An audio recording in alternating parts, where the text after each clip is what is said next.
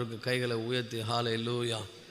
இந்த 23ஆம் ஆண்டை ஆண்டவரே நாங்கள் இந்த கடைசி நாட்களில் நாங்கள் ஆண்டவரே இருக்கிறோம். அதற்காக ஆண்டவரே இந்த ஆண்டை நாங்கள் ஆண்டவரே ஸ்தோத்திரம் முடிக்கும் தருவாய்க்கு எங்களை கொண்டு வந்திருக்கிறீரப்பா. ஸ்தோத்திரங்க தாவே. எத்தனையோ போராட்டங்கள், பிரச்சனைகள், எத்தனையோ சூழ்நிலைகள், எத்தனையோ கத்தாவே ஸ்தோத்திரம் தடைகள், குறைவுகள். இந்த காலை வேளையில் கத்தாவே மை ஸ்தோத்திரிக்கிறோம். இங்கே வந்திருக்கிற ஒவ்வொரு பிள்ளைகளுக்காக உமக்கு நன்றி சொல்லுகிறோம். ஆண்டவரே, ஒவ்வொரு பிள்ளைகள் மேலும் நீர் வைத்திருக்கிற திட்டங்களையும் நோக்கங்களையும் ஆண்டவரே நீர் நிறைவேற்ற வல்லவராக இருக்கிறதற்காய் ஸ்தோத்திரங்க தாவே. வந்திருக்கிற ஒவ்வொரு பிள்ளைகளுக்கும் இயேசுவின் நாமத்தினால சர்வாங்க சுகம் உண்டாவதாக, பலவீனங்கள் மாறுவதாக. எல்லா ஆண்டவரே ஸ்தோத்திரம் சத்துருடைய ஆண்டவரே தந்திரங்களிலிருந்து கிரியைகளிலிருந்து உம்முடைய மந்தையை தேவன் பாதுகாக்கும்படியாய் செபிக்கிறோங்க தாவே. ஒவ்வொருவரையும் பலப்படுத்துங்க கத்தாவே. இந்த வாரம் பிறந்தநாள் மற்றும் திருமணநாள் கொண்டாடுகிற பிள்ளைகளை ஆசீர்வதிங்க. உம்முடைய கிருபையுள்ள கரம் பிள்ளைகள் மேலே நிறைவாக இருக்கட்டும். இந்த ஆண்டை கூட உம்முடைய பிள்ளைகள் வெற்றிகரமாய் ஆண்டவரே வாழ உதவி செய்வீராக. ஆண்டவரே உம்மை ஸ்தோத்திரிக்கிறோம். இந்த காலை பொழுதில் உம்முடைய நல்வார்த்தைகளை கேட்கும்படியாய் எங்கள் செவிகளை விருத்த சேதனம் செய்து எங்கள் இருதயங்களுக்குள்ளே உம்முடைய வார்த்தைகளை நாங்கள் பதித்து வைத்து உம்மை கனப்படுத்துகிற பாத்திரங்களாய் திகழ கத்திரங்களுக்கு உதவி செய்யுங்கப்பா. இந்த இடம் முழுவதையும் பரிசுத்த ஆவியானவர் ஆளுகை செய்கிறதற்காய் நன்றி. தடைகள் எல்லாம் கர்த்தர் மாற்றி போடுகிறதற்காய் நன்றி. உம்முடைய நாமம் மகிமைப்பட போகிறதற்காய் நன்றி. ஹல்லேலூயா, ஹல்லேலூயா, ஹல்லேலூயா. ஓ ரமஷாந்தர மஷீதர மலகரதி அந்தர வர வர வர வர வரமா. ஹல்லேலூயா. உம்மை ஸ்தோத்திரிக்கிறோம் கர்த்தாவே. உம்மை ஸ்தோத்திரிக்கிறோம், உம்மை துதிக்கிறோம் கர்த்தாவே. நன்றி செலுத்துகிறோம் ஆண்டவரே. நீர் பாத்திரராக இருக்கிறதற்காய் ஸ்தோத்திரம். நீர் பாத்திரராக இருக்கிறதற்காய் நன்றி செலுத்துகிறோம் கர்த்தாவே. ஆராதனை முழுவதுமாய் கர்த்தர் பொறுப்பெடுத்துக் கொள்வீராக. இயேசுவின் நாமத்தினால் செபிக்கிறோம் நல்ல பிதாவே, ஆமென். நம்ம யார் உட்கார்வோம்.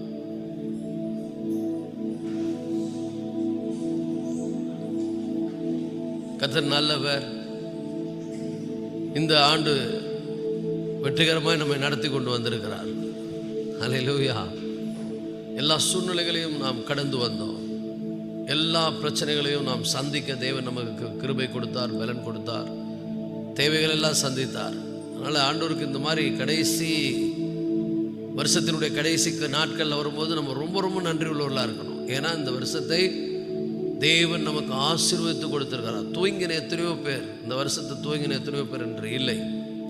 ஆகவே நாம் இன்றைக்கு ஆண்டவருக்கு நன்றி உள்ளவர்களாக இருப்பது மிக மிக அவசியம். ஆண்டவருக்கு பிரியமாய் நடப்பது மிக மிக அவசியம். இன்னைக்கு இயேசுவினுடைய வருகையை பற்றி, பிறப்பை பற்றி, முதல் வருகையை பற்றி நிறைய காரியங்கள் முழு வேதாமும் அதை பற்றி தான் சொல்லுது. ஆனால் நம்ம கிறிஸ்மஸ் நாட்களில் மட்டும்தான் அதை நினைவு கூறுகிறோம்.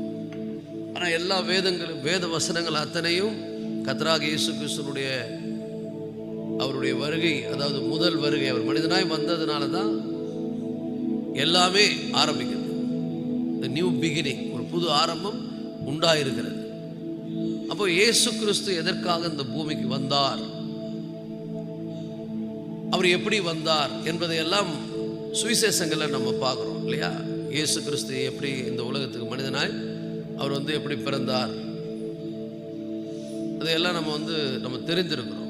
ஆனால் the purpose of his coming, அவருடைய வருகைக்கான காரணம் என்ன, நிறைய இருக்கிறது. அவருடைய வருகைக்கான காரணம் நிறைய இருக்கிறது. அதில் இன்னைக்கு ஒரு சில காரியங்களை நாம் பார்க்க போகிறோம். இயேசு கிறிஸ்துவே தன்னுடைய திருவாய் மொழிந்தருளின நல்வார்த்தைகளை இந்த காலை வேளையில் நம்ம தியானிக்க போகிறோம். அவரே அதை சொல்லுகிறார். இந்த வசனம் ஒரு பிரபலமான ஒரு வசனம், எல்லாருக்கும் தெரியும். யோவானுக்கு எழுதின சுவிசேஷம் 10ஆம் அதிகாரம் 10ஆம் வசனம். யோவானுக்கு எழுதின சுவிசேஷம் 10ஆம் அதிகாரம் 10ஆம் வசனம். திருடன் திருடவும் கொல்லவும் அழிக்கவுமே வருகிறானே அன்றி வேறொன்றுக்கும் வரான். நானோ அவைகளுக்கு ஜீவன் உண்டாயிருக்கவும் அது பரிபூர்ணப்படவும் வந்தேன். அப்போ இந்த இடத்துல ஆண்டவர் ரெண்டு விஷயங்களை நமக்கு சொல்றார். 2 காரியங்கள். அதாவது அவர் இந்த உலகத்தில் வந்ததற்கான 2 காரியங்கள். ஏறக்குறைய அவர் ஆண்டவராக இயேசு கிறிஸ்து இந்த உலகத்தில் மனிதனாய் வந்து பிறந்து 2023 ஆண்டுகள் ஆகிறது. 2023 years passed by, கடந்து விட்டது. ஆனால் இயேசுவை போல இந்த உலகத்தில் ஒரு பெரிய தாக்கத்தை விளைவித்தவர்கள் யாருமே இருக்க முடியாது. இயேசுவை போல இந்த உலகத்தில் நினைவு கூறப்படுகிறவர்கள் யாருமே கிடையாது. ஒரு ஊரில் நினைவு கூறலாம், ஒரு நாட்டில் நினைவு கூறலாம், இப்படிதான் நிறைய பேர் இருக்கிறாங்க. உலகம் முழுவதும் ஒருவர் நினைக்கப்படுகிறார், ஒருவர் பேசப்படுகிறார், ஒருவர் கொண்டாடப்படுகிறார், ஒருவர் உயர்த்தப்படுகிறார் என்று சொன்னால் அது நம்முடைய ஆண்டவராக இயேசு கிறிஸ்து. அப்படிப்பட்ட ஒரு பெரிய தாக்கத்தை இயேசு என்ன பண்ணியிருக்கிறாரு, உண்டாயிருக்கிறார். அவர் இந்த உலகத்தில் வந்ததிலிருந்து இதுவரைக்கும் அவரால் மாற்றப்பட்டவர்கள் ஏராளமான பேர், அவரால் ஆசீர்வதிக்கப்பட்டவர்கள், உயர்த்தப்பட்டவர்கள், வாழ்க்கை மாற்றத்தை பெற்றவர்கள், பாவத்திலிருந்து விடுதலை பெற்றவர்கள், எண்ணில் அடங்காத மக்கள். எத்தனையோ தலைமுறையை இந்த உலகம் சந்தித்திருக்கிறது. ஒவ்வொரு தலைமுறையிலும் நம்முடைய இரட்சகர் பெரிய தாக்கத்தை அவர் ஏற்படுத்தி கொண்டிருக்கிறார். ஹல்லேலூயா.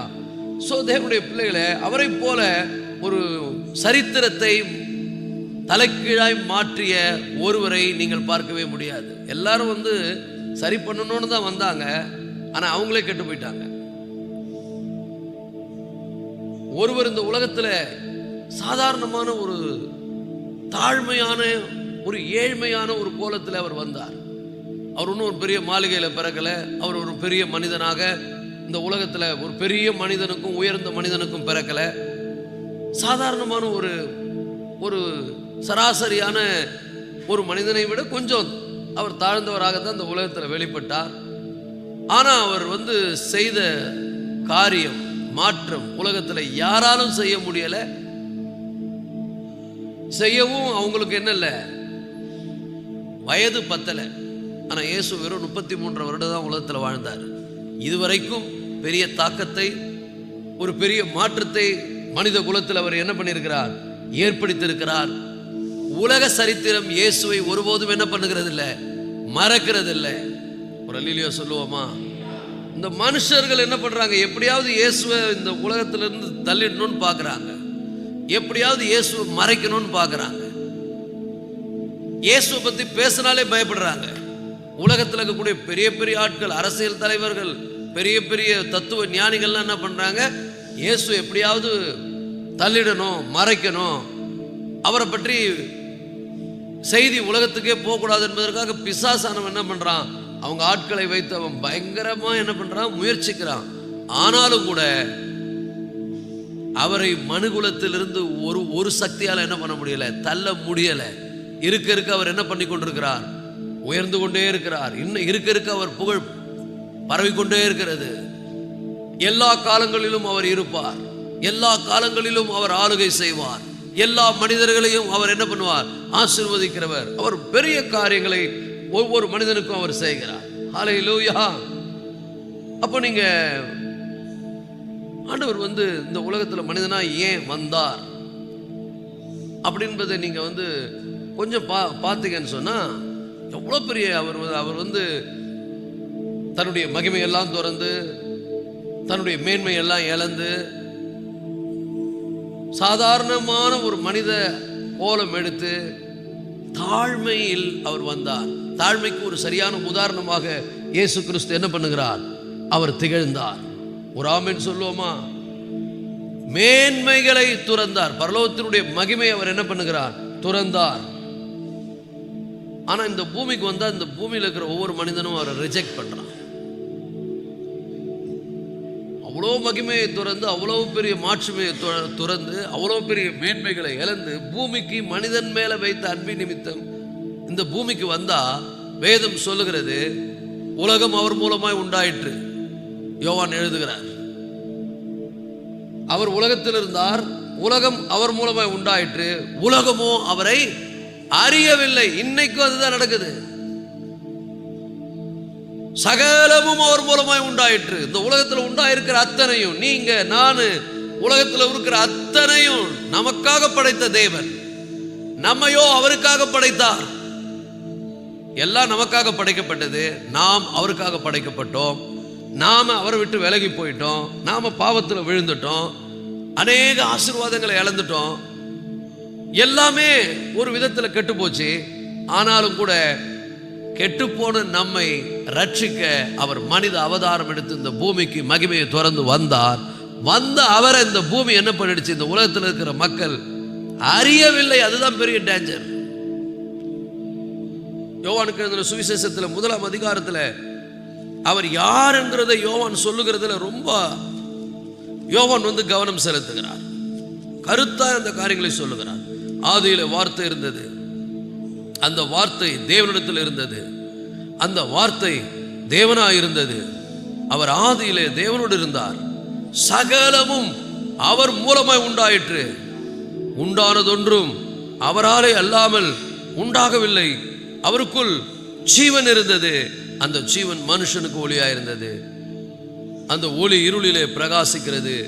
இருளானதோ அதை பற்றி கொள்ளவில்லை. தேவனால் அனுப்பப்பட்ட ஒரு மனுஷன் இருந்தான். அவன் பேர் யோவான். அவன் தன்னால் எல்லோரும் விசுவாசிக்கும்படி அந்த ஒளியை குறித்து சாட்சி கொடுக்க சாட்சியாக வந்தான். அவன் அந்த ஒளி அல்ல, அந்த ஒளியை குறித்து சாட்சி கொடுக்க வந்தவனாயிருந்தான். உலகத்தில் எந்த மனுஷனையும் பிரகாசிக்கிற ஒளியே அந்த மெய்யான ஒளி. ஹல்லேலூயா. அவர் உலகத்தில் இருந்தார். ஆனா அவர் உலகத்துக்குரியவர் அல்ல. ஆனா உலகத்துக்கு வந்தார். உலகத்தில் இருந்தார். உலகம் அவர் மூலமாய் உண்டாயிற்று. இந்த உலகத்தில் உள்ள எல்லாம் நமக்காக அவர் உண்டாக்கினவர். உண்டாயிற்று. உலகமோ அவரை அறியவில்லை. அவர் தமக்கு சொந்தமானதில் வந்தார்.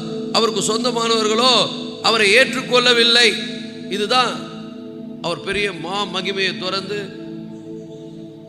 பரலோகத்தினுடைய மேன்மையெல்லாம் இழந்து இந்த பூமிக்கு என்ன பண்ணுகிறார்? நம்மை மீட்கும்படியாய் நம்மை தேடி அவர் வந்தார். ஆனா இந்த உலகத்தில் இருக்கக்கூடிய மனிதர்கள் அவரை அறியவில்லை. அவருக்கு சொந்தமானவர்கள் அவரை என்ன பண்ணிவிட்டார்கள்? தள்ளிவிட்டார்கள். எல்லா மகிமையும் அவர் திறந்ததற்கு காரணம் நாம தான். நம்மளை தேடிதான் அவர் வந்தார். ஆனா எல்லா மகிமையும் இழந்து நம்மை தேடி வந்தால் இந்த உலகத்தில் இருக்கிற மனிதர்கள் என்ன பண்ணிட்டாங்க? அவரை புறக்கணித்து விட்டார்கள். வேதம் சொல்லுகிறது, அவர் மனிதனால் புறக்கணிக்கப்பட்டவரும் நிந்தை நிறைந்தவரும் பாடு அனுபவிக்கிறோம் துன்பம் சகிக்கிறவருமாயிருந்தார். ஆனால் அவர் மெய்யாக நம்முடைய பாடுகளை ஏற்றுக்கொண்டு நம்முடைய நோய்களை சுமந்தார். நாமோ அவர் தேவனால் அடிபட்டு வாதிக்கப்பட்டவர் என்று எண்ணினோம். இன்னைக்கும் அவரை மனுஷன் அறியாததுதான் ஒரு பெரிய வேதனைக்குரிய காரியம். அப்போ அவர் எதற்காக இந்த உலகத்துக்கு வந்தார் என்று சொன்னால், பிதாவாகிய தேவனை அவர் வெளிப்படுத்த வந்தார்.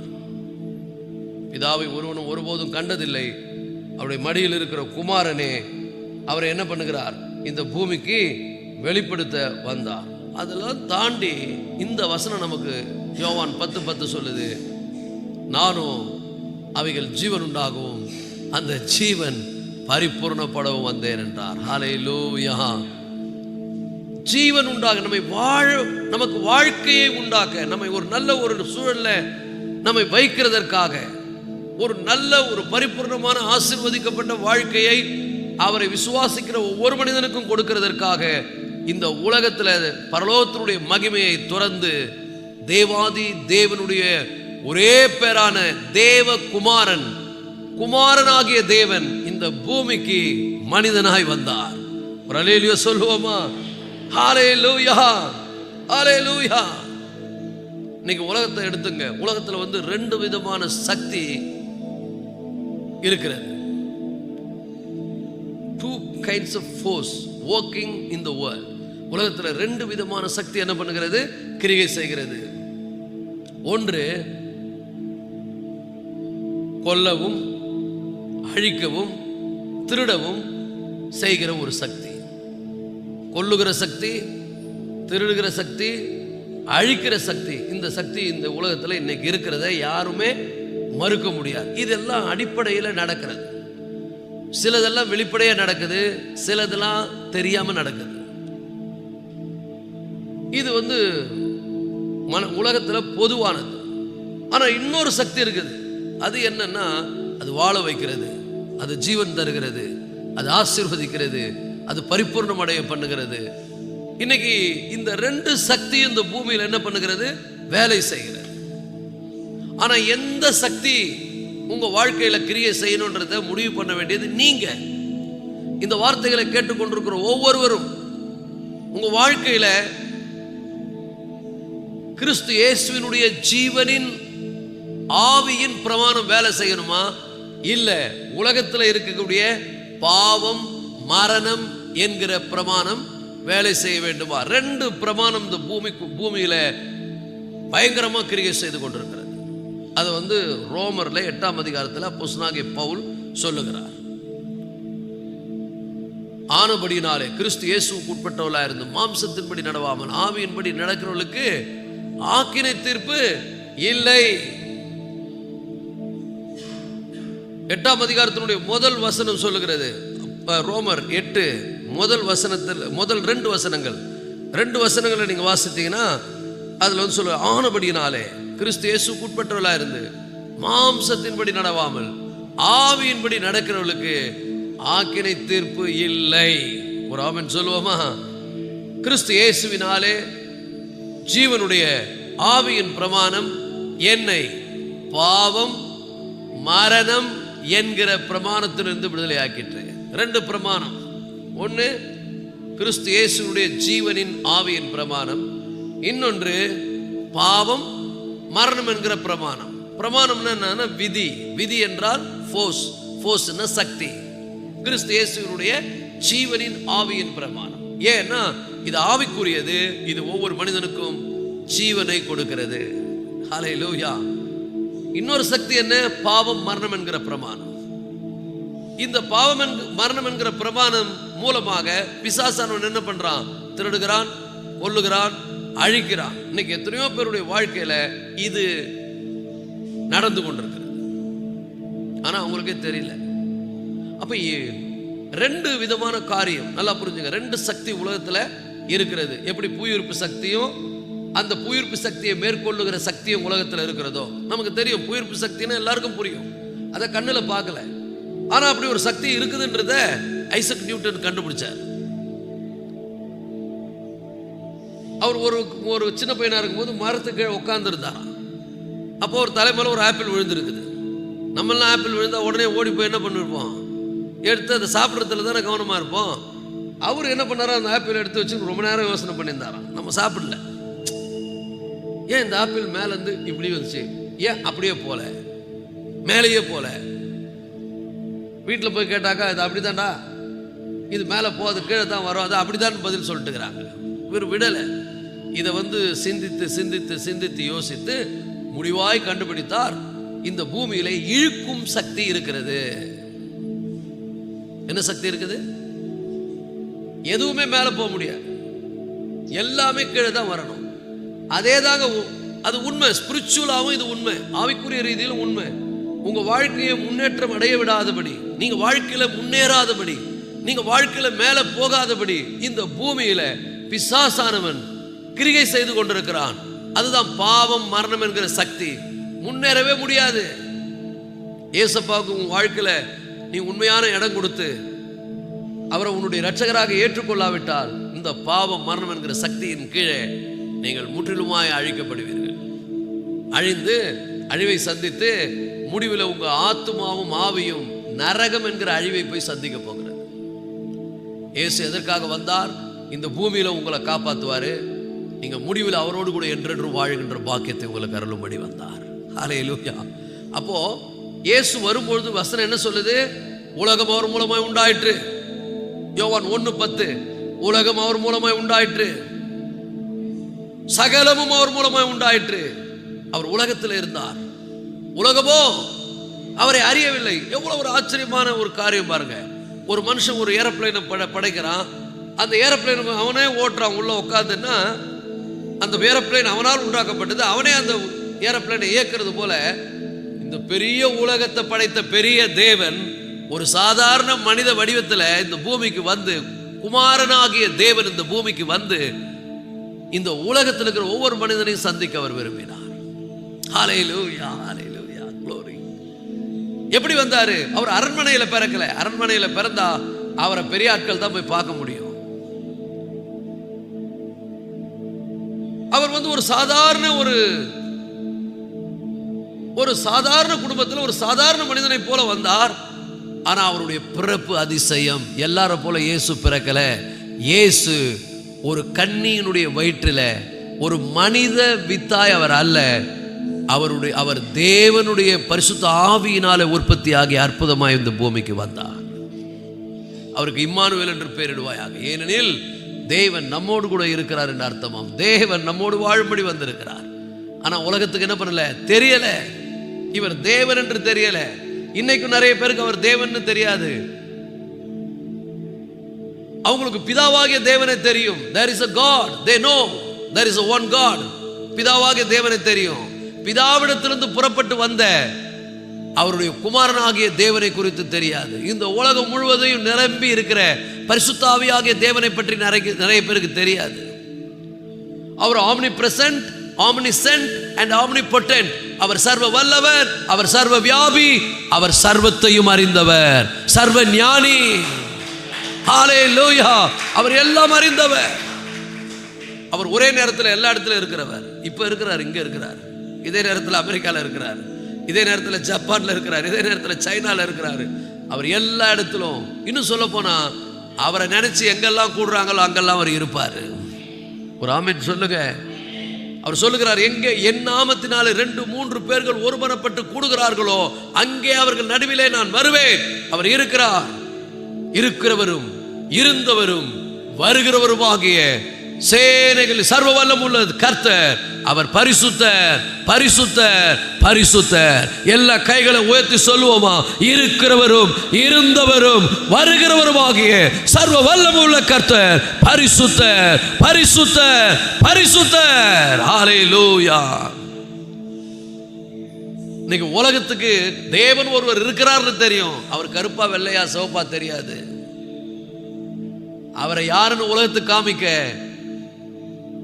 பிதாவாகிய தேவனுடைய ஒரே பேரான குமாரனாகிய கிறிஸ்து இந்த பூமிக்கு மனித அவதாரம் எடுத்து வந்தார். சாதாரண ஒரு ஏழ்மை கோலத்தில் அவர் வந்தார். சாதாரண மனிதனாய் அவர் வந்தார். அவர் பிறந்த போது தேவதூதர்கள் பரலோகத்திலிருந்து பூமிக்கு வந்துட்டாங்க. ஒரு ரிலேஷன்ஷிப் வந்துருச்சு. 400 வருஷம் எந்த ஒரு ஸ்பிரிச்சுவலான மூமெண்டே பூமியில இல்லை. மல்கியா டு மேத்யூ வேதத்தில் 400 வருஷம் சைலண்ட் பீரியட். தேவன் அமைதியா இருந்தார். பெரிய பிளானோடு இருந்தார். பெரிய கான்வர்சேஷன் பரலோகத்தில், டிஸ்கஷன், டெய்லி டிஸ்கஷன். 400 இயர்ஸ் எல்லாமே ஒர்க் அவுட் பண்ணிட்டு இருக்காங்க பரலோகத்தில். அது பைபிள்ல அழகா எழுதப்பட்டிருக்கிறது. ஏற்கனவே நம்ம படிச்சோம், எக்ஸலன்சி ஆஃப் நோவிங் கிரைஸ்ட்ல படிச்சோம் அதை. அப்போ எல்லா பிளானும் அங்க நடந்து அந்த 400 வருடங்கள் நிறைவேறின பிற்பாடு வேதம் சொல்லுகிறது, கலாத்தியர் புத்தகத்தில் அப்போஸ்தலனாகிய பவுல் எழுதுகிறார், காலங்கள் நிறைவேறும் போது விளங்கும் நியமத்தின்படியே ஸ்திரீனிடத்தில் பிறந்தவரும் நியாயப்பிரமாணத்துக்கு கீழானவருமாகிய தம்முடைய குமாரனை தேவன் உலகத்துக்கு அனுப்பினார். ஹல்லேலூயா. இயேசு பிறந்ததினால வரல, அவர் வந்ததினாலே பிறந்தார். அவர் பிதாவினால் இந்த பூமிக்கு என்ன பண்ணப்பட்டார்? அனுப்பப்பட்டார்.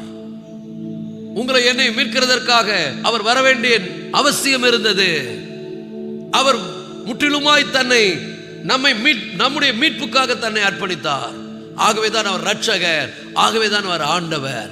அதனாலதான் இன்னைக்கு அவர் மூலம் ரட்சிக்கப்படுகிற ஜனங்கள் ஏராளம், பாவத்திலிருந்து மீட்கப்படுகிற ஜனங்கள் ஏராளம்.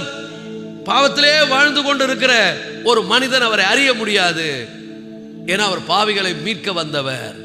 ஒரு மனிதன் பாவத்திலிருந்து உணரணும், ஆண்டவரே நான் ஒரு பாவி, எனக்குள்ள பயங்கரமான பாவங்கள்லாம் இருக்குது, இந்த பாவத்திலிருந்து எனக்கு விடுதலை கொடுங்க, என் உள்ளத்துல வாங்க. சாத்தான் பாவத்தை கொடுத்து உங்களை அழிக்கிறான். ஏன்னா அவன் திருடன், திருடவும் கொல்லவும் அழிக்க வருகிறான். இவரோ ஜீவனை கொடுக்க வந்தவர், வாழ வைக்க வந்தவர், உன் வாழ்க்கையை பரிபூர்ணமாய் ஆசீர்வதிக்க வந்தவர். அன்னைக்கு அவர் பிறந்திருக்கிற பொழுது ஒவ்வொரு கதவா தட்டப்படுகிறது. சத்திரத்தில் அவங்களுக்கு இடம் இல்லை. அங்க ஏற்கனவே ஆக்குப்பைடு, நிறைய பேர் அங்க ஆக்குப்பைடா இருக்காங்க. இயேசுக்கு இடம் இல்லை. இன்னைக்கும் நிறைய மனிதனுடைய இருதயத்துல so many things are occupied. Worldly pleasure, உலக இன்பங்கள் அவனை ஆக்கிரமித்து இருக்கிறது. உலகத்தில் இருக்கக்கூடிய பாவ செயல்கள் அவனை ஆக்கிரமித்து இருக்கிறது. பிசாசுக்கு மனுஷனுடைய இருதயத்தில் இடம் இருக்குது. ஆனா அவனை படைத்த தேவனுக்கும் அவனுடைய இருதயத்தில் இடம் இல்லை. இயேசு இந்த உலகத்தில் வந்தபோது சொன்னார், நரிகளுக்கு குழிகளும் ஆகாயத்து பறவைகளுக்கு கூடுகளும் உண்டு, மனுஷ குமாரனுக்கோ தலை சாய்க்க இடம் இல்லை. இன்னைக்கு மனிதனுடைய இருதயத்திலிருந்து அவர் புறக்கணிக்கப்பட்டிருக்கிறார். அநேகர் அவருடைய நிறைய பேருடைய இருதயத்தில் ஏதோ இருக்குது. விக்கிரக ஆராதனை இருக்குது, உபச்சாரம் இருக்குது, வேசித்தனம் இருக்குது, குடி வெறி இருக்கிறது, பொல்லாத சிந்தனைகள் இருக்கிறது, அருவருப்பான வாழ்க்கை இருக்கிறது, எதோ உள்ளத்துல நிறைவா இருக்குது. இயேசுவுக்கு மட்டும் இடம் கிடையாது. இயேசு உள்ள வந்துட்டார்னா அவன் வாழ்க்கை மாறிடும், ஆஸ்வதிக்கப்பட்டுருவான். பிசாசுக்கு தெரியும் அவன் மைண்டை கெடுத்து வச்சிருக்கிறான். ஜனங்களுடைய மனம் கெடுக்கப்பட்டிருக்கிறது. கிறிஸ்துமஸ் என்னன்னா தெரியுங்களா? இயேசு உலகத்துல வந்து மனிதனா பிறந்தார்ல, அப்ப அவர் கிறிஸ்துமஸ் நம்ம உள்ளத்துல அவர் பிறக்கணும், நம்முடைய இருதயத்துல அவர் பிறக்கணும், நமக்குள்ள அவர் பிறக்கணும். நமக்குள்ள அவர் பிறந்தார்னா இன்னைக்கு அவருடைய பிறந்த இடம், அன்னைக்கு சொல்லப்பட்டது அவர் ஒரு மாடு அடையில, ஒரு மாட்டு அல்லது ஒரு மிருகங்களை கட்டுகிற இடத்துல பிறந்தார். இன்னைக்கு அந்த இடம் மகிமையான பிளேஸா இருக்குது. இந்த இடம் அது போற்றப்படக்கூடிய இடமா இருக்குது. இன்னைக்கு சொல்லுகிறேன் தேவனுடைய பிள்ளைகளே, உங்கள் இருதயத்தில் இயேசு கிறிஸ்து பிறப்பாரானால் உங்கள் வாழ்க்கை போற்றப்படக்கூடிய வாழ்க்கையா இருக்கும். உங்க வாழ்க்கையில பெரிய மாற்றங்கள் வந்துவிடும். உங்க வாழ்க்கையில் இருக்கக்கூடிய பாவம் விலகிடும். உங்க வாழ்க்கையில் இருக்கக்கூடிய சாபம் விலகிடும். நீங்கள் மேன்மை அடைவீர்கள். அவர் நம்மை மேன்மை ஆக்குவதற்கு தம்மை தாழ்த்தினார். ஹல்லேலூயா. உங்களை மேன்மைப்படுத்த இயேசு தன்னை தாழ்த்தினார். நம்மை உயர்த்த அவர் கீழே இறங்கி வந்தார். அப்ப அவரை ஏற்றுக்கொள்ளுகிறவர்கள் எத்தனை பேர்களோ அத்தனை பேர்களும் தேவனுடைய பிள்ளைகளாகும்படி அவர்களுக்கு அதிகாரம் கொடுக்கிறார். உங்க வாழ்க்கை ஒரு பெரிய சூழ்நிலை எல்லாம் பெட்டராக மாறுகின்ற ஒரு சூழ்நிலைக்கு கர்த்தர் கொண்டு வருவார். இடத்தை மட்டும் கொடுத்து பாருங்க. எடுத்து அவருக்கு இருதயத்தில் கொடுத்தவங்கலாம் இன்னைக்கு நல்லா இருப்பாங்க. பாவத்திலிருந்து விடுதலையாக்கப்பட்டு, சாபத்திலிருந்து விடுதலையாக்கப்பட்டு, எத்தனை போராட்டங்கள் வந்தாலும் அவர் பலப்படுத்துவார். அதை சந்திப்போம். எத்தனை சூழ்நிலைகள் வந்தாலும் அங்கே துவண்டு போக மாட்டோம். ஹல்லேலூயா. இயேசு கிறிஸ்துவை நம்பி இந்த உலகத்தில் ஒரு மதிலை தாண்ட முடியும், ஒரு சேனைக்குள்ள பாய முடியும், எதையும் சந்திக்க முடியும். என்னை பலப்படுத்துகிற கிறிஸ்துவினாலே எல்லாவற்றையும் செய்ய எனக்கு பலன் உண்டு. ஹல்லேலூயா. ஆனா உலகத்தில் இருக்கிற மனுஷன் உடைஞ்சு விழுந்துருவான். சூழ்நிலையை பார்த்தவன தளர்ந்து போயிடுவான், குழப்பம் அடைஞ்சிருவான். அவனால் அதை சந்திக்க பலன் கிடையாது. ஆனா நமக்கோ புது பலனை கர்த்தர் தருகிறார். இந்த உலகத்தில் பாடு அனுபவித்தவர், நிந்தைகளை சகித்தவர், அவமானத்தை சகித்தவர், நம்மையும் அவர் என்ன பண்ணுவாரு? இதெல்லாம் சந்திக்க பலன் கொடுப்பாரு. முடிவு என்ன? வெற்றி. சிலுவையில் அரைஞ்சாங்க, அவமானப்படுத்தினாங்க, காரை துப்புனாங்க, கொன்னுட்டாங்க, கல்லறை வைத்தாங்க. ஆனால் இயேசு கிறிஸ்து கல்லறையிலிருந்து 3ஆம் நாள் உயிரோடு கூட எழும்பினார். ஹல்லேலூயா. அவர் தமக்கு முன் வைத்திருந்த சந்தோஷத்தின் பொருட்டு எபிரேயர் 12:1-2 வாசிக்கிறோம். மேகம் போன்ற இத்தனை திரளான சாட்சிகள் நம்மை சூழ்ந்து கொண்டிருக்குன்னு ஆரம்பிச்சு அதுக்கு அடுத்த வசனங்கள்ல வரும்போது சொல்லப்படுகிறது, தமக்கு முன் வைத்திருந்த சந்தோஷத்தின் பொருட்டு அவமானத்தை எண்ணாமல் சிலுவையை சகித்து தேவனுடைய வலது பரிசத்தில் சிங்காசனத்தில் வீற்றிருக்கிறார். இன்னைக்கு சொல்றேன் கர்த்தருடைய பிள்ளைகளே, இயேசு உங்களுக்குள்ள இருந்தார்னா அவமானத்தை நீங்க சகிப்பீங்க. எத்தனை அவமானம் வந்தாலும் அதை அதனால நீங்க தலை குனிய மாட்டீங்க. அவமானம் பட்டாலும் உங்களுக்கு தெரியும், ஒரு நாள் கர்த்தர் என் தலையை உயர்த்துவார், ஒரு நாள் கர்த்தர் என்னை ஆசீர்வதிப்பார், ஒரு நாள் என்னை மேன்மைப்படுத்துவார். நான் எதற்கும் இந்த பிசாசு செய்யற எந்த செயலுக்கும் நான் என்ன பண்ண மாட்டேன், தளர்ந்தே போயிட மாட்டேன். தளர்ந்து போகாதீங்க. இன்னைக்கு ஒரு வேளை நீங்க பிரச்சனையை சந்தித்து கொண்டிருக்கலாம், போராட்டங்களை சந்தித்து கொண்டிருக்கலாம், கவலையும் கண்ணீரும் உங்களை வேதனைப்படுத்தலாம், பயம் வரலாம், எல்லாம் வரலாம். தைரியமா இருங்க. ஏன்னா நீங்க ஆராதிக்கிற உங்களுடைய தேவன் உங்களை தப்புவிக்க வல்லவராயிருக்கிறார். நிச்சயமாய் சொல்லுகிறேன், உங்கள் கண்ணீருக்கான ஒரு பெரிய ஆசீர்வாதத்தை கர்த்தர் தருவார். இன்னைக்கு துயரப்படுகிறீர்களா? உங்கள் துயரங்களை தேவன் மாற்றுவார். அதை நம்பிதான் நம்ம அவரை சார்ந்து வாழ்ந்து கொண்டிருக்கிறோம். விடிவு காலம் வருகிறது. ஒரு பொழுது விடியும். இரவு வரும்போது நைட்டெல்லாம் உட்காந்து ஃபீல் பண்ணாத, கண்ணை மூடி நிம்மதியா தூங்கு. பொழுது விடியும். ஐயோ பொழுது எப்ப விடியும், பொழுது எப்ப விடியும் நினைக்காத, அது தானா விடியும். இன்னைக்கு சொல்ற உங்க வாழ்க்கையில் ஒரு விடிவு காலம் வரும். தேவன் சூழ்நிலைகளை எல்லாம் மாற்றுவார். உங்கள் கண்ணீர் களிப்பாய் மாறும். சாம்பலுக்கு சிங்காரத்தை அவர் கொடுப்பார். ஒடுங்கின ஆவிக்கு பதிலாக துதியின் உடைய உனக்கு போடுவார். உங்கள் நாவு களிப்புள்ளதாக ஆண்டவரை துதிக்கும். அப்படி ஒரு சூழ்நிலை வரப்போறது. எதையும் நான் சந்திப்பேன், என் தேவனால் ஒரு மதிலை தாண்டுவேன். அந்த பலனை அவர் தான் நமக்கு என்ன பண்ணுகிறார், கொடுக்கிறார். ஹல்லேலூயா. சோ பிசாசுனுடைய நோக்கம் என்ன, ஏன் வரான்னு ஆண்டவர் சொல்றார். 2 kinds of force அந்த ஒரு வசனத்தில் சொல்லப்படுது. ஒன்று திருடன், திருடவும் கொல்லவும் அழிக்கவும் வருகிறான் என்று வேறொன்று கூறான். ரெண்டாவது ஃபோர்ஸ் அவர் தன்னை பற்றி சொல்றாரு, நானும் அவைகள் ஜீவன் உண்டாகும், அந்த ஜீவன் பரிபூர்ணப்படவும் வந்தேன். ஸோ சாத்தானுடைய வேலை என்னன்னா, அவன் திருடுகிறவன். சாத்தான் எதுக்கு வருகிறான், திருடுவதற்காகவே வருகிறான். அவன் என்ன திருடுவான்னா, உங்க பரிசுத்தத்தை திருடிடுவான்.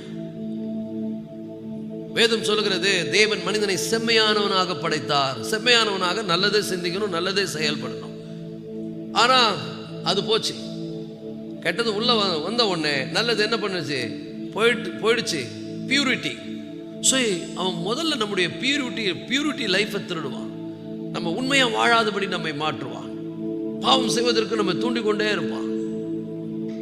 அவனுடைய வேலை கரைப்படுத்துகிறவன். நம்ம என்ன பண்ணுவான், கரைப்படுத்துவான். நல்லா புரிஞ்சுங்க, சத்துரு செய்கிற பயங்கரமான சதி என்னன்னா கெடுப்பது. நமக்கும் ஆண்டவருக்கும் உள்ள உறவை கெடுத்து நம்மளை ஆண்டவரை விட்டு வெளியே கொண்டு போயிடுவான். அப்போ எப்படி கொண்டு போவான்னா, உங்களுக்கு பைபிளில் ஒரு சம்பவம் நான் சொல்கிறேன் பாருங்க. பழைய ஏற்பாட்டு காலத்தில் இஸ்ரவேல் ஜனங்களை ஆசீர்வதிப்பதே கர்த்தருக்கு பிரியம்னு பிழையாம் கண்டபோது அவங்கள ஒன்றும் பண்ணல, அவங்க பரிசுத்தத்தை கெடுக்கிற மாதிரி என்ன பண்ணிட்டான்னா, அவங்கள பாவம் செய்ய தூண்டினான். இன்னைக்கு சொல்கிறேன் பாருங்க, சாத்தா உங்களை எப்படி அழிப்பான்னா, உங்களை பாவம் செய்ய தூண்டுவான், உங்க பரிசுத்தத்தை கெடுப்பான். கெடுத்துட்டா என்ன ஆகுனா, ஆண்டருக்கும் உங்களுக்கு ஒரு கேப் வந்துடும். நம்முடைய பாவங்களே நமக்கும் தேவனுக்கும் நடுவாக பிரிவினை உண்டாக்குகிறது. நம்முடைய ஆக்கிரமங்களை அவர் நமக்கு செவிக்கூடாதபடி செய்கிறது. அப்ப பாவத்தை செய்யறதுக்கு தூண்டிக்கிட்டே இருப்பான். அதுக்கான வசதிகள் வாய்ப்புகள் எல்லாம் ஏற்படுத்தி கொடுப்பான். கதவை விசாலமாக்கி திறந்து கொடுப்பான்.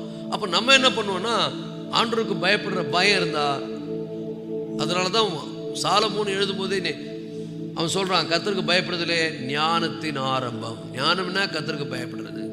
நான் இந்த மாதிரி காரியத்தை செய்யலாமா, நான் ஆண்டவருடைய பிள்ளை, என்ன ஆண்டவர் பார்த்து கொண்டே இருக்கிறார். அவர் மனுஷன் பார்க்குற மாதிரி பார்க்க மாட்டார், என் இருதயத்தை அவர் நேரடியாக பார்க்கிறார். ஸோ ஆண்டவருக்கு விரோதமாக ஆதாமும் யோவாலும் இதை யோசித்திருந்தா இன்னைக்கு முழு மனுக்குலமும் என்ன இருக்காது, பாவத்தில் விழுந்திருக்காது. இத்தனைக்கும் ஆண்டவர் அவ்வளவு தூரம் சொல்லியிருந்தார், இதை சாப்பிடும் நாளில் இதை புசிக்கும் நாளில் நீ சாகவே சாவாய், ஆவிக்குரிய வாழ்க்கையில் செத்துருவ, சரிகிற பிரகாரம் உன்னுடைய வாழ்க்கை செத்து போகும், அழிவு வந்துடும். பிசாசு அழிக்கிறவன். எப்படி வஞ்சனையா பாம்பு மாதிரி உள்ள வந்தான் பாருங்க. உள்ள வந்து என்ன பண்ணிட்டான், தூண்டி விட்டுட்டான். ஆனா நம்ம ஜனங்களுக்கு யோசிக்கிற தன்மையே கிடையாது. இன்னைக்கு சொல்ற கர்த்தருடைய பிள்ளைகளை, நீங்க யாரை கனப்படுத்த போறீங்க? கர்த்தரை நீங்க கனப்படுத்தினா நல்லா இருப்பீங்க. உங்க சிற்றின்பங்களுக்கும் பாவங்களுக்கும் உங்க இருதயத்தில் இடம் கொடுத்தா பிசாசு உங்களை அழிச்சிருவான். பாவத்தின் சம்பளம் அது நமக்கு நல்லா தெரியும். மரணம் என்ன நினைச்சுக்கிறோம், எல்லாம் சாவுறாங்களா அதுன்னு நினைச்சுக்கிறோம். அது கிடையாது. மரணம் என்னன்னா, உங்க வாழ்க்கையில் அது வேலை செய்யும். உங்க பணத்தை கெடுக்கும். உங்க பணத்துல மரணம் இருக்கும். உங்க சரிகிற சுகத்துல மரணம் இருக்கும். உங்க நல்ல மனசு இருக்காது, அதுல மரணம் வேலை செய்யும். மரணம் என்பது ஒரு சக்தி. அது எல்லா ஏரியாவையும் கேன்சர் மாதிரி அட்டாக் பண்ணும். கேன்சர் நோயை விட பயங்கரமானது மரணம். மரணம் என்பது ஒரு force. Your finance will die. உங்களுடைய பண ஆசீர்வாதம் செத்துரும். Your health will die. உங்க சுகம் செத்துரும். Your relationship between your wife and husband or your children will die. உங்க குடும்ப உறவு செத்து போயிடும். ஆனா ஏசப்பா இதெல்லாம் சரியாக்குற தேவன். ராமன் சொல்லுவோமா, நீங்க பிசாசு கடன் கொடுத்தீங்கன்னா எல்லாத்தையும் சாவடிச்சிருவான். ஏன்னா அவன் திருடன். முதல்ல என்ன பண்றான், பியூரிட்டி. நீங்க உங்களுடைய பியூரிட்டியை திருடிடுவான். நீங்க ஆண்டவருக்கு பிரியமா வாழாதபடி உங்களை தூண்டுவான். உங்களை பாவம் செய்ய வழிகளை அவன் செய்வான். சதிகளை அவன் செய்வான். பாவம் செய்தா என்ன நடக்கும்னு அவனுக்கு தெரியும். நீ ஆண்டவர் விட்டு பிரிஞ்சிருவ. ஆண்டவருக்கு உனக்கு சம்பந்தம் இருக்காது. ஆண்டவருக்கு உனக்கு சம்பந்தம் இல்லைன்னா நம்ம உள்ள போய் எல்லாத்தையும் பண்ணலாம். நல்லா புரிந்து கொள்ளுங்கள் தேவனுடைய பிள்ளைகளை. பாவம் செய்வது நல்லா புரிஞ்சுங்க. பாவத்தில் நீங்க விழுந்து பாவம் வந்தாலும் கூட உடனே சுதாரிச்சு ஆண்டவரிடத்துல போய் மனம் கசந்து பேதுரை போல அழுது மனம் திரும்பி, உங்களை துக்கப்படுத்திட்டு ஆண்டவரே என்னை மன்னிச்சிருங்க, சத்துரு என் எல்லைக்குள்ள வரக்கூடாது, பாதுகாத்து கொள்ளுங்க அப்படின்னு ஆண்டவர்கிட்ட அறிக்கை பண்ணி உண்மையா ஜெபம் பண்ணீங்கன்னா அந்த பாவத்தை நீங்க ஜெயிப்பீங்க. நீங்கள் உண்மையாக அறிக்கை பண்ணி ஜெபிக்கலைன்னா மறுபடியும் போய் அந்த பிசாசுனுடைய வலையிலே சிக்கி சாவி செத்து நரகத்துக்கு போயிடுவீங்க. ஸோ மரணம் என்கிறது ஒரு வல்லமை, ஒரு சக்தி, கண்ணுக்கு தெரியாத ஒரு சக்தி. அது என்ன பண்ணும்? எல்லா ஏரியாவையும் அட்டாக் பண்ணும். அப்போ நீங்க இந்த பாவத்தின் சம்பளம் மரணம் உடனே நம்ம நேச்சுரல் டெத்தை எடுத்துக்கிறோம். கடைசியாக ஒரு மனுஷன் வயசாகியோ வியாதியோ ஆகியோ செத்துருவான் பாருங்க, அந்த மரணத்தை தான் நினைக்கிற மொழிய. பைபிள் என்ன மரணத்தை சொல்லுதுன்னு நமக்கு தெரியாது. பைபிள் சொல்ற மரணம், இந்த மரணம் உங்களுடைய பொருளாதாரத்தை மறிக்க செய்யும். இந்த மரணம் உங்கள் சரீர சுகத்தை மறிக்க செய்யும்.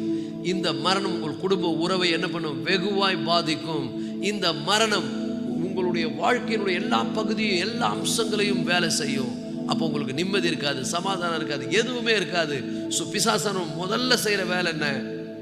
அவன் திருடன், பியூரிட்டியை திருடிடுவான். நீங்கள் பரிசுத்தமாக இருப்பதை அவன் விரும்ப மாட்டான். ஏன்னா பரிசுத்தம் இல்லைன்னா தான் அவன் உள்ள நுழைய முடியும். இன்னொன்று, தரத்தை கெடுத்து விடுவான். தரம். ஒரு மனுஷன் அவன் இப்படி இருக்கணும்னு இருக்குது, இதான் மனுஷன்.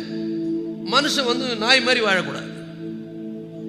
ஆனால் மனுஷன் என்ன ஆகிட்டான்? பிசாசு நாய் மாதிரி ஆகிட்டான். எல்லாம் செய்யறது நாய்க்கு பாருங்க, அது எல்லாத்தையும் போய் மூக்க வச்சுக்கிட்டே இருக்கும் எல்லாத்தையும். ஆனால் நமக்கு ஆண்டவர் பகுத்தறிவை கொடுத்துருக்கிறார். நம்ம மனிதர்கள், நமக்குன்னு ஒரு தரம் இருக்கு. நம்ம எப்படி பிஹேவ் பண்ணணும், யாருக்கிட்ட எப்படி பேசணும், என்ன எப்படி நடக்கணும், மனைவியை எப்படி நடத்தணும், பிள்ளைகளை எப்படி நடத்தணும், அல்லது ஒரு கணவனை எப்படி நம்ம நடத்தணும், ஒரு குடும்பத்தை எப்படி நடத்தணும், சமுதாயத்தில் எப்படி நடக்கணும், இதெல்லாம் நமக்கு தெரியணும். சும்மா அப்படியே மிருகம் மாதிரி வாழக்கூடாது.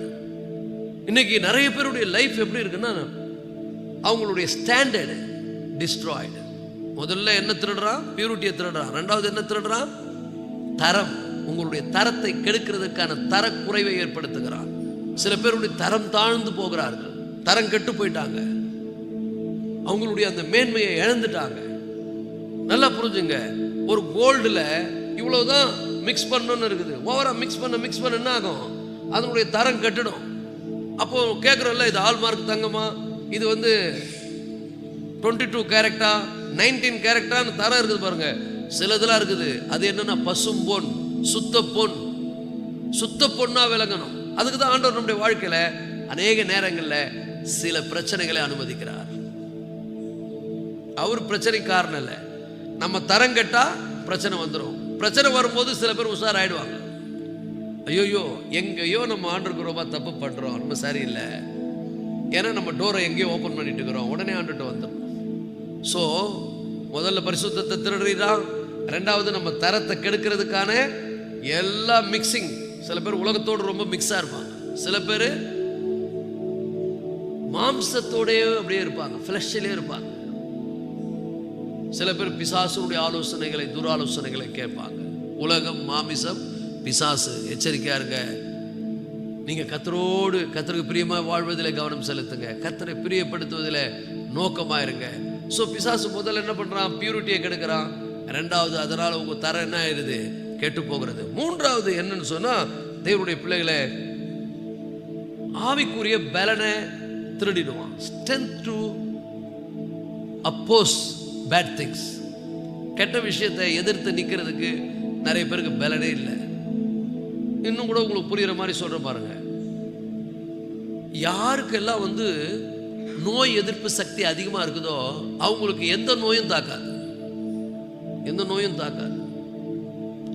நோய் எதிர்ப்பு சக்தி கம்மியா இருந்தா அது குறைய எல்லா நோய்களும் அவங்கள வந்து என்ன பண்ணும்? அட்டாக் பண்ணிக்கிட்டே இருக்கும். அதே மாதிரி தான் ஆவிக்குரிய ஸ்ட்ரென்த் கூட. ஆவிக்குரிய வாழ்க்கையில பாவத்தை எதிர்க்கிறதற்கான பலனை கர்த்தர் நமக்கு தருகிறவர். ஆனா அந்த பலனை எடுக்கிறவ யாரு? பிசாசு. ஸோ இது ரொம்ப ரொம்ப முக்கியம். ஸ்ட்ரென்த் எல்லாம் சொல்லுங்க. பலன், டிஸ்ட்ராய், பவர் டு ரெசிஸ்ட். எதிர்த்து நிற்கக்கூடிய சக்தி. இன்னைக்கு நிறைய பேருக்கு பாவத்தை எதிர்த்து நிற்கிற சக்தி இல்லை. So week. எல்லாத்தையும் விழுந்துருவாங்க, எல்லாத்தையும் பார்ப்பாங்க, எல்லாத்தையும் செய்வாங்க, எல்லாத்தையும் பேசுவாங்க, எல்லாத்தையும் உணர்வாங்க. நம்ம தான் நம்மளை பார்த்துக்கணும். ஒரு இடத்துல ரொம்ப துர்நாற்றம் வீசுதுன்னா அங்க போய் நின்னுங்கன்னு அப்படியே இருந்து என்ன கொஞ்ச நாள்ல உனக்கு அந்த வாசனையே தெரியாது. சில வீடுகளில் பார்த்தீங்கன்னா எலி செத்து இருக்கும். ஆரம்பத்தில் அப்படியே மூக்கை தொலைக்கும், ஐயோ பயங்கரமாக நாற்று அடிக்குதுன்னு. அப்படியே கொஞ்ச நாள் போக போக அவங்க மூக்கு செத்து போயிடும். வீட்டில் இருக்கிற யாருக்குமே வாசனை தெரியாது. யாருன்னா ஒருத்தர் புதுசாக வராங்க பாருங்க, எப்படிங்க இந்த வீட்டில் இருக்கிறீங்க, ஒரே நாற்று அடிக்குதுன்னு அவங்க சொல்லுவாங்க. இன்னைக்கு நிறைய பேருடைய வாழ்க்கை பாவத்தால் நாரி இருக்குது, ஆனால் அவங்களுக்கு தெரியாது. அவங்க ஓகே, நானா புதுசாக செய்கிறேன், எல்லாரும் மாதிரி தான் நான் செய்கிறேன், இன்னும் சொல்ல போனால் அவங்கள விட நான் பெட்டர் அப்படின்னு நினச்சிக்குவாங்க.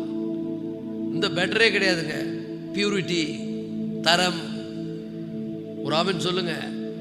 ஸோ பிசாசானவன் என்ன பண்ணுறான், உங்கள் பியூரிட்டியை கெடுத்துருவான், உங்கள் தரத்தை கெடுத்துருவான். இன்னொன்று, you will destroy your strength. எதிர்த்து நிற்கக்கூடிய சக்தியை நீங்கள் இழந்துருவீங்க. இதெல்லாம் தான் பிசாசு பண்ணுறான். அப்போ நாம தான் தேவனுடைய பிள்ளைகளை ஏசப்பா கிட்ட வந்துடணும். ஏசப்பா என்ன பண்ணுவார், பலப்படுத்துவார். ஒரு ஆமென் சொல்லுங்க. அப்போ நீங்கள் சொல்லலாம், என்னை பலப்படுத்துகிற கிறிஸ்துவினாலே எல்லாவற்றையும் செய்ய எனக்கு பலனுண்டு. ஹல்லேலூயா. ஸோ நான் வந்து 4 விஷயம் சொல்லியிருக்கிறேன். 1, உங்களுடைய பியூரிட்டி போயிடும். 2வது, உங்கள் தரம் போயிடும். 3வது, யூ லூஸ் யுவர் ஸ்ட்ரென்த். உங்கள் ஆவிக்குரிய பலனை இழக்க திருடுருவான். இதெல்லாம் பிசாஸ் பண்ணுவான். சில பேர் பார்த்தீங்கன்னா ரொம்ப குற்ற உணர்விலே இருப்பாங்க, கில்ட்டிலே, நான் இப்படி பண்ணிட்டேன். நான் சொல்கிறேன் பாருங்க, குற்றப்படுத்துகிறவன் பிசாசு, குணப்படுத்துகிறவர் இயேசு. பாவத்தை உணர்ந்து இன்னைக்கு கூட உங்களை ஆண்டவர் உணர்த்துறாருன்னா நீங்கள் மனம் திரும்ப தான் உணர்த்துறாரு. கண்டம் பண்ணுறதுக்கு இல்லை, கன்வெக்ட் பண்ணுறதுக்கு. உங்களை கன்வெக்ட் பண்ணுறாரு. வந்துரு, வானா, பெரிய பிரச்சனை வரப்போகுது, நீ இப்படியே போனால் பெரிய பிரச்சனை வந்துருன்றாரு. நம்ம வந்து என்ன பண்ணோம்னா, சில பேர் குற்ற உணர்வுலேயே இருப்பாங்களே ஒழிய வெளியே வர மாட்டாங்க. உடனே ஆண்டுகிட்ட போயிட்டாப்பா, என்னை மன்னிச்சிருங்க, என்னுடைய ரத்தத்தினால கழுவுங்க, நான் விரும்பலை, நான் ரொம்ப பலவீனமாக இருக்கிறேன், என்னை பலப்படுத்துங்க, என் தரம் கெட்டு போயிடும் போல இருக்குது. சில பேர்லாம் பார்த்தீங்கன்னா ரொம்ப நல்லவங்களை பொறுத்து தெரிவாங்க, பார்த்துக்கிறீங்களா? ரொம்ப பார்க்கறதுக்கே இவங்கள மாதிரி ஆள் இருக்க மாட்டாங்கன்னு நினைப்பீங்க. ஆனால் அவங்க சில விஷயங்களை பண்ணும்போது தான் நமக்கு தெரியும், ஐயோயோ இப்படிப்பட்டவங்களா இவங்க அப்படின்னு தெரியும். அப்போ வந்து ரொம்ப அது வந்து அவங்களுடைய தரத்தை நமக்கு வெளிப்படுத்தும். இன்னைக்கு சொல்கிறேன் கேட்டுங்க கர்த்தருடைய பிள்ளைகளை, அநேக குடும்பங்களில் கூட இப்படி நடக்குது, அநேக வாழ்க்கையில் அப்படி நடக்குது. சில பிள்ளைங்கள்லாம் நம்ம பெற்றோருக்கு தெரியவே தெரியாது, அப்படி இருப்பாங்க முன்னாடி. என் பிள்ளை தான் உலகத்திலே வசதியான பிள்ளை, என் பிள்ளை தான் ரொம்ப நல்ல பிள்ளை, சப்போர்ட்லாம் பண்ணுவாங்க. ஆனால் அது முடிவில் பண்ணுற வேலையை பார்த்தீங்கன்னா அந்த குடும்பத்தை அழிக்கிற மாதிரி ஏதாவது பண்ணிடும், அந்த குடும்பத்துக்கு அவமானத்தை வர மாதிரி பண்ணிடும். இன்னைக்கு சொல்கிறேன் கர்த்தருடைய பிள்ளைகளை, நீங்கள் ஏசப்பா பிள்ளையாக இருந்துக்குன்னு அவருடைய பேரை கெடுக்கிற மாதிரி அவருடைய ராஜ்யத்தில் நீங்கள் இடரலாக இருப்பீங்கன்னு சொன்னால் ஒரு நாள் எல்லாம் வெளியே வந்துடும், அன்னைக்கு எல்லாமே கெட்டு போயிடும். அப்போ இன்னைக்கே நம்ம மனம் திரும்பணும், உணர்ந்து ஐ எம் சாரி ஆண்டவரே, நான் தெரியாமல் பண்ணுறேன், எனக்கு அதை எதிர்த்து நிற்க பலன் இல்லை, எனக்கு உதவி செய்யுங்கன்னு சொல்லிட்டீங்கன்னா கர்த்தர் உதவி செய்வார்.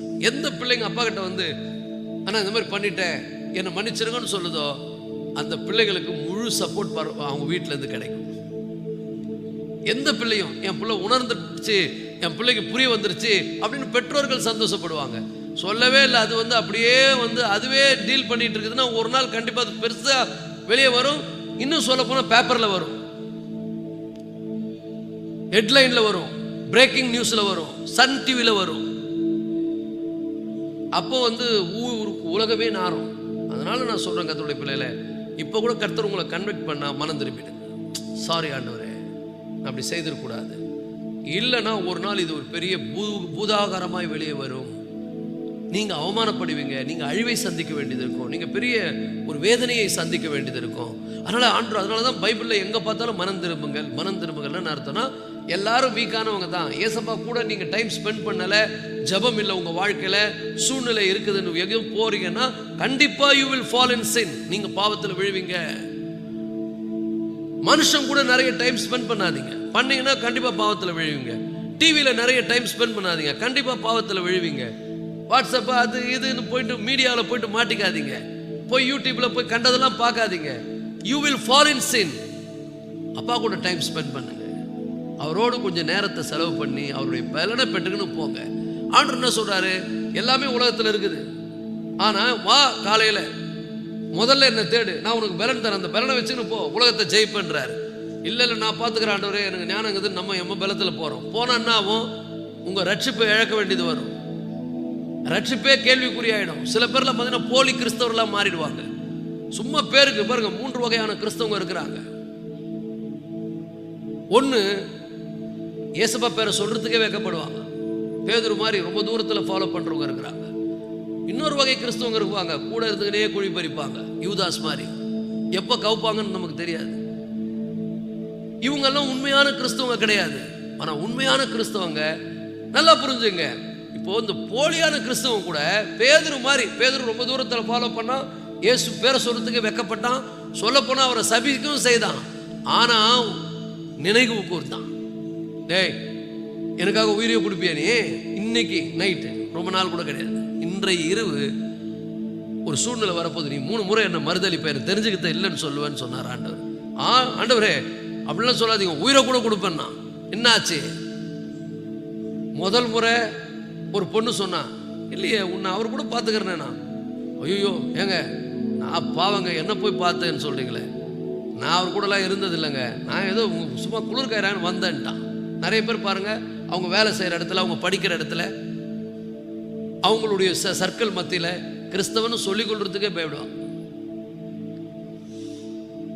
வெக்கப்படுவாங்க. ஒரு ஃபியர் வந்துடும் அவங்களுக்கு. ரொம்ப தூரத்தில் ஏதோ நாத்திகமே ஆவரேஜ் கிறிஸ்டியன் மாதிரி, இவன் தேருமா? இதெல்லாம் தேரவே தேராது.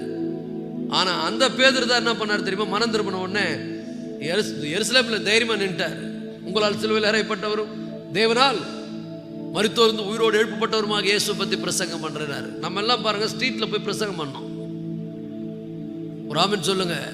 பகிரங்கமாக நிற்கணும் ஆண்டவருக்காக. எங்கே நிற்கிறோம்? பயப்படுறோம். நீ பேசுனா ஐயோ நானா அப்படின்றோம். ஏன்னா பேதுரு மாதிரியே இருக்க விரும்புகிறோம். இன்னைக்கு இப்போ செகண்ட் சர்வீஸ் முடிஞ்ச உடனே போகிறோம் ஸ்ட்ரீட்டுக்கு. எங்கள் வேலையே ஸ்ட்ரீட் தான். ஒரு ஆமென் சொல்லுங்க. நம்ம சபையில் அந்த மாதிரி ஆண்டவர் நிறைய பிள்ளைகளை எழுப்புறாரு. அதற்காக கர்த்தருக்கு சந்தோஷம். ஒரு ஆமென் சொல்லுங்க.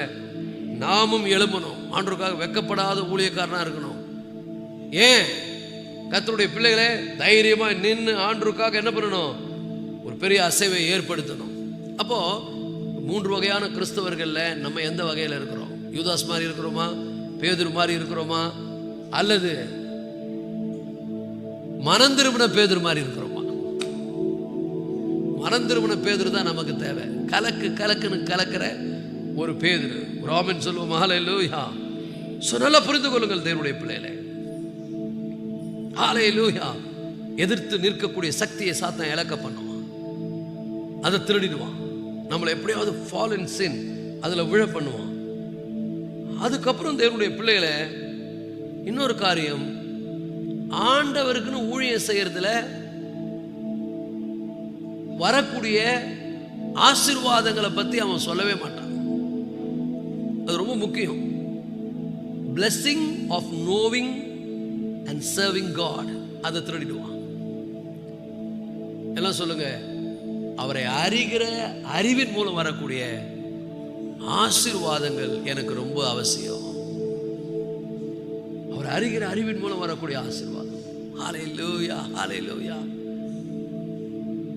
பகிரங்கமா அவரை பற்றி சொல்வது ரொம்ப ரொம்ப அவசியம். அவரை பற்றி நான் அவரை அறிந்திருக்கிறேன், அவரை என்ன தெரியும்.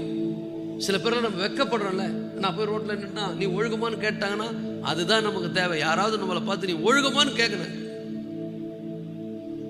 அப்படி கேட்கும்போது தான் நமக்கு உணர்வு வரும். இல்லை நான் ஒழுங்காயிடுவேன். இயேசு பற்றி சொல்லனா நீ கெட்டதிலேயே இருப்பேன். So we need to confess Jesus in front of everyone. ஹல்லேலூயா. ஆண்டவரை பற்றி மற்ற எல்லாருக்கும் நம்ம என்ன பண்ணணும்? சொல்லணும். வெக்கப்படாத ஊழியக்காரனா இருக்கணும். ஸோ இதெல்லாம் திருடுறாமன்னு சொல்லி பார்த்தோம். நிறைய பாயிண்ட் உங்களுக்கு கொடுத்துருக்குறேன். அதுவே ஏகப்பட்டது இருக்குது. 1, பியூரிட்டி இழந்துருவோம். 2வது தரத்தை என்ன பண்ணுவான்?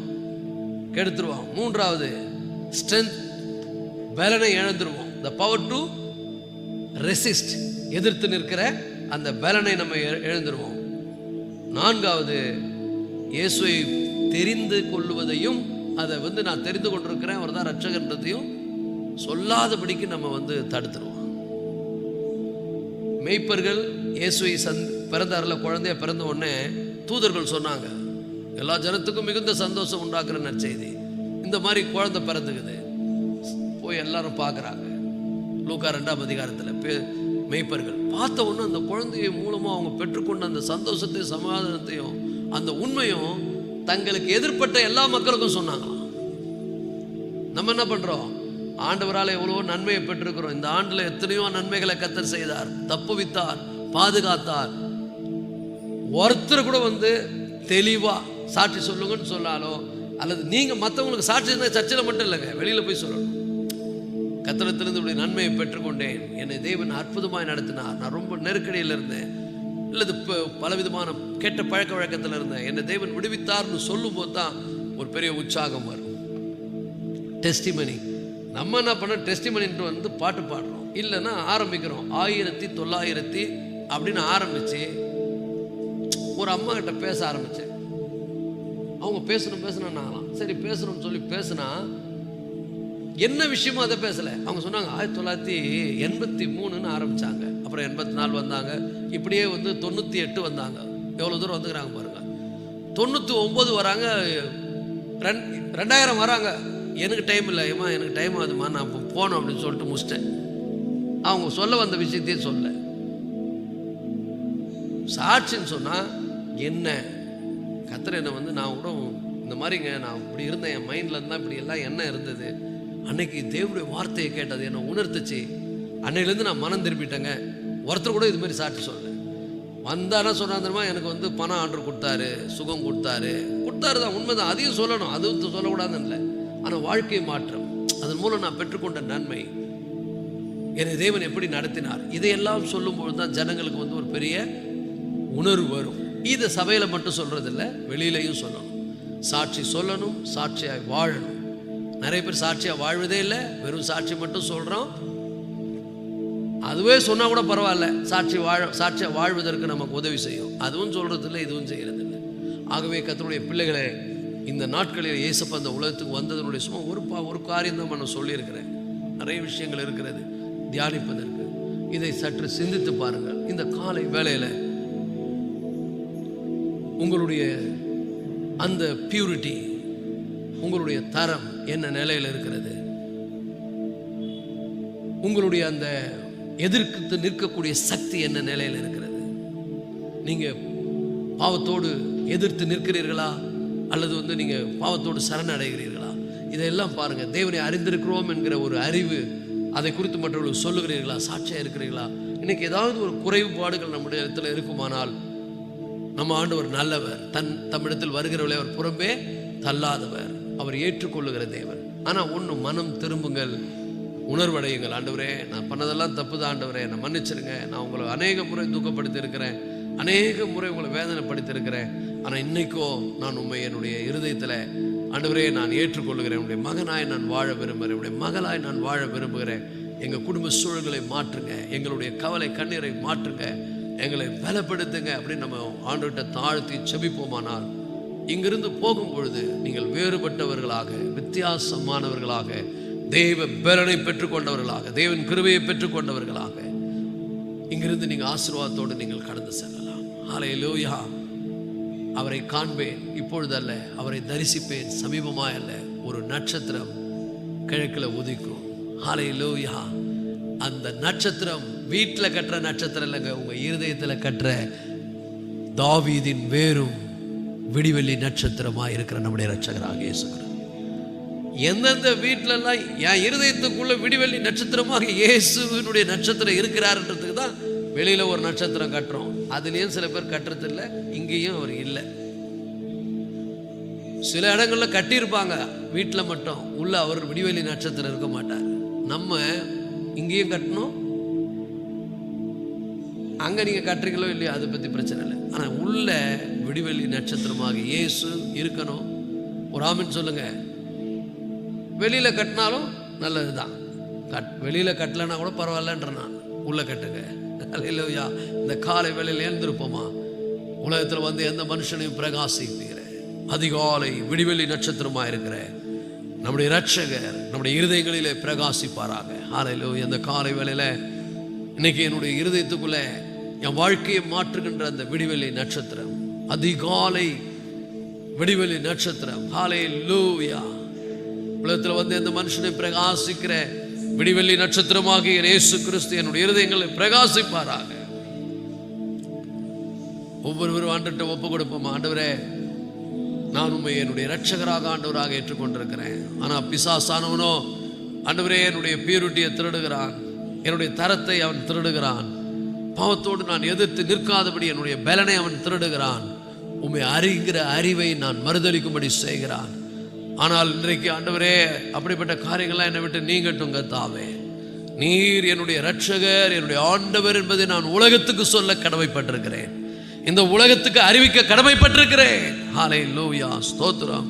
பலப்படுத்துங்கப்பா, எங்களை பலப்படுத்துங்கப்பா, எங்களை பலப்படுத்துங்கப்பா. ஹல்லேலூயா. எல்லா 2 கைகளை உயர்த்தி, இயேசுவே என்னை பலப்படுத்துங்க ஆண்டவர். எல்லா கைகளை உயர்த்தி சொல்லுங்க, அப்பா ஸ்தோத்திரம் ஸ்தோத்திரம். என்னை ஆவியினால நிரப்புங்கப்பா. எனக்கு வாழ்வழிக்க வந்த தேவன், அந்த வாழ்க்கை பரிபூர்ணப்பட வந்த தேவன். ஹல்லேலூயா. உலகத்தில் வந்து எந்த மனுஷனை பிரகாசிக்கிற மெய்யான ஒளியாகிய இயேசு என் இருதயங்களை பிரகாசிப்பாராக, என்னுடைய இருதயங்களை பிரகாசிப்பாராக. என்னை பலப்படுத்துவீராகப்பா. ஓ ராமா சாந்தா ராமா ஷேதா ரபா ரபா ரபா ரபா. எல்லாம் வாயை திறந்து பேசுங்க, வாயை திறந்து பேசுங்க, வாயை திறந்து பேசுங்க. ஆண்டவரிடத்தில் அறிக்கை எடுங்க. ஆண்டவரே, என்கிட்ட இருக்கிற குறையெல்லாம் மன்னிங்க ஆண்டவரே. என்கிட்ட இருக்கிற பாவங்கள்லாம் எடுத்து போடுங்க ஆண்டவரே.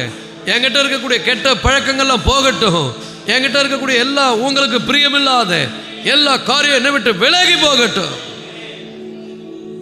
உலகத்தில் வந்து எந்த மனுஷனையும் பிரகாசிப்பிக்கிற மெய்யான ஒளியாகி இயேசு கிறிஸ்து, விடிவெள்ளி நட்சத்திரமாகி இயேசு கிறிஸ்து என் இருதயங்களில் பிரகாசிப்பாராக, எங்க வீட்டுக்குள்ள பிரகாசிப்பாராக, எங்க குடும்பத்தில் பிரகாசிப்பாராக. ஹல்லேலூயா. உம்மை நன்றியோடு உம்மை ஸ்தோத்திரிக்கிறோங்க தாவே. அந்த ஒவ்வொரு பிள்ளைகளை ஆசீர்வதிங்க. உடைய கரத்தில் எங்களை ஒப்பு கொடுக்கிறோம். இயேசுவின் மூலம் வேண்டிக் கொள்கிறோம் ஜீவனுள்ள நல்ல பிதாவே, ஆமென். என் ஆத்துமாவே கர்த்தரை சோதரி, முழு உள்ளபடி பரிசுத்த நாமத்தை சோதரி. என் ஆத்துமாவே கர்த்தரை சோதரி, கர்த்தர் செய்த சகல உபகாரங்களை மறவாதே. ஆமென். நம்முடைய கர்த்தராகிய இயேசு கிறிஸ்துவின் கிருபையும்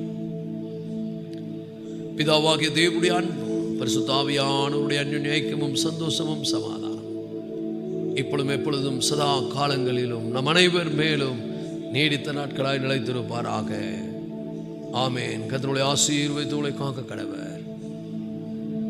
கர்த்தர் தமது முகத்துக்குள் பிரகாசிக்க செய்து உண்மையில் கிருபையாய் இருக்க கடவர்.